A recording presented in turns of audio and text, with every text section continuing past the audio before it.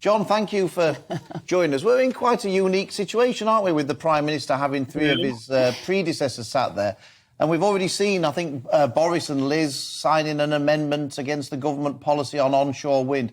I mean, how big a problem is it for Rishi Sunak having these sort of big beast former Prime Ministers sat behind him? It's a huge problem, and it's connected with the problem that you were talking about earlier about Tory MPs retiring at the next election.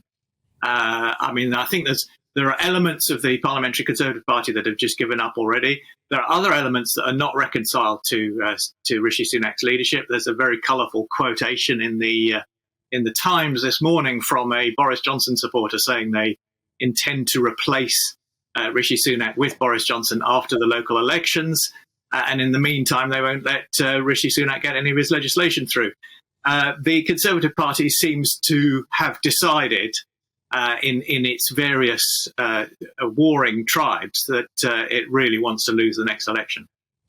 I mean, is the problem for the Prime Minister, is it the MPs or is it the voters? I mean, one of the things that strikes me, John, is that the public are very largely anti-establishment. And in many respects, that was part of Boris Johnson's appeal, that he was sort of seen as an anti-establishment figure, whereas Rishi, for all his qualities, is sort of seen more as an establishment figure. Probably Keir Starmer's seen more as an establishment figure.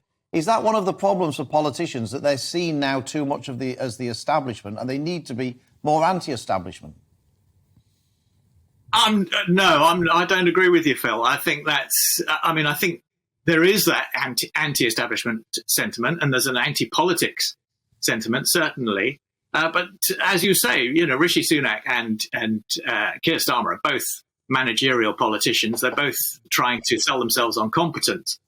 And Rishi Sunak, I think, would have a good chance against Keir Starmer at the next election if his party would let him, and if his predecessors as Prime Minister would let him.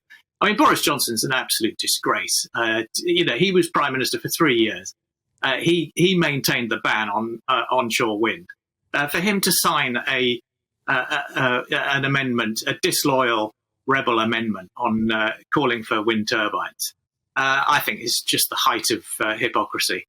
And for that to happen after just 30 days of Rishi Sunak's premiership, I think shows that he's bent on undermining his successor.